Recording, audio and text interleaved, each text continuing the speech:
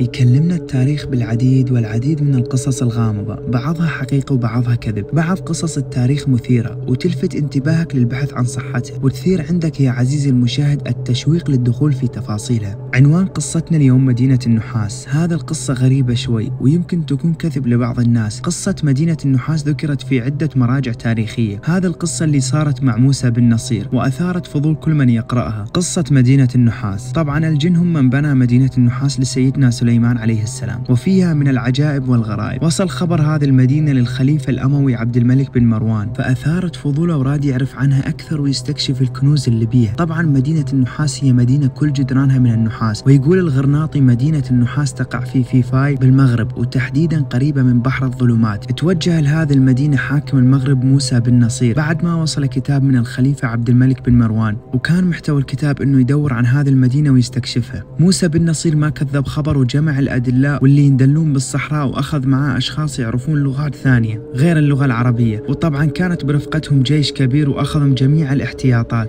جميع الاحتياطات حتى ما يواجهون مشاكل بالصحراء. طلع موسى بن نصير والجيش اللي معاه لمدة 40 يوم بالصحراء حتى وصلوا إلى أرض واسعة بها بركات ماء وعيون وأشجار، وشافوا وحوش وطيور غريبة، وبدأوا يشوفون جدران مدينة النحاس، وعرفوا إنه هذه المدينة اللي كانوا يبحثون عنها. فأول ما شافوها انبهروا من منظرها وضخامتها. موسى بن نصير أمر اللي معاه إنهم يدورون عن باب بالجدار، وبعد عناء طويل ما وصلوا من أي نتيجة، واكتشفوا إنه الحياة هنا معدومة تماما. فهنا موسى بن نصير أمرهم يحفرون تحت الجدار حتى يدخلون من داخل الجدار، وهنا الجنود بدأوا يحفرون إلى أن حل عليهم التعب وماكو أي فايدة، وقال لهم موسى احفرهم حتى نصل بسرعة. وبعد حفر طال الساعات اكتشفوا إنه الجدران نازلة بمسافة مستحيل أي إنسان يقدر يوصلها، ومثبتة بشكل متين جدا. طبعا موسى بن نصير قسم الجيش إلى نصفين، القسم الأول يمشون مع الجدار بالاتجاه الأيمن، والقسم الثاني يمشي مع الجدار بالاتجاه الأيسر. وبعد مسيرة ليوم أو أكثر وصلوا إلى نهاية مدينة النحاس بدون ما يشوفون أي باب. أيس بعض الجنود من محاولة الدخول إلى هذه المدينة. هنا قال موسى بن نصير خلينا نبني درج كبير حتى نصعد للجدار، وبدأ الجيش ببناء درج. وبعد ما انتهى الجيش من بناء الدرج قال موسى بن نصير من يصعد وأنطي دية. جاء رجل شجاع وقال أنا أصعد للجدار، وصعد هذا الرجل. وأول ما وصل نهاية الجدار فجأة قام يضحك ويصفق وذب نفسه داخل المدينة، وسمعوا ضجة وأصوات داخل المدينة، خافوا وزاد خوفهم أكثر وأكثر. واستمرت الأصوات ل3 أيام، وبعد ما انقطعت الأصوات قام يصيحون باسم الشخص اللي ذب نفسه داخل المدينة،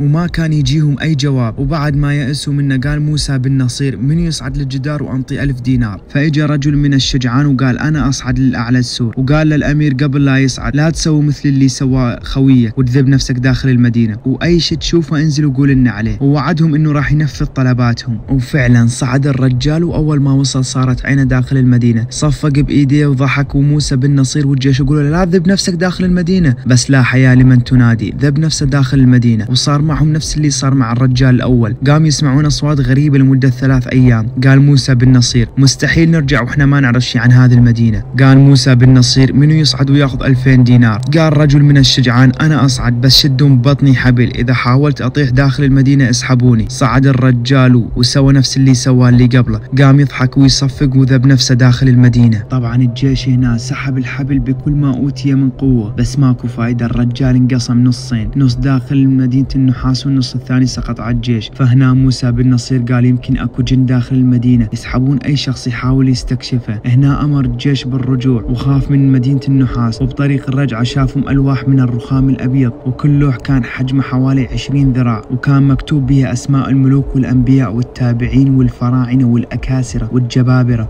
ومكتوب بها وصايا ومواعظ. والادهى من كل هذا كان مكتوب بها سيرة النبي محمد صلى الله عليه وسلم. وكان مع موسى بن نصير علماء يقرون هذه الالواح ونسخوها. وبعد كل هذا شافهم صورة من نحاس، توجههم للصورة حتى يشوفوها، وكان محتوى الصورة رجل يحمل صورة من نحاس. تعجبوا من المنظر. واحد من العلماء اكتشف بالصورة كلام واللي هو لا تدخلوا هذه الأرض فتهلكوا. وقال موسى بن نصير هذه أرض بها نبات وأشجار وماء، شلون يهلك بها الإنسان؟ فأمر موسى بن نصير جزء من جيشه يدخلون هذه الأرض، ودخلوها وطلع لهم نمل عملاق مثل الأسود الجائعة، ووثب على الجيش وقتله. وتوجه النمل إلى الصورة وما كان يقدر يعبر الصورة. هنا تعجب موسى بن نصير واللي معه، وترك هذه الأرض وتوجه باتجاه الشرق حتى وصلوا إلى أشجار كثيرة وبحيرة ماء عظيمة.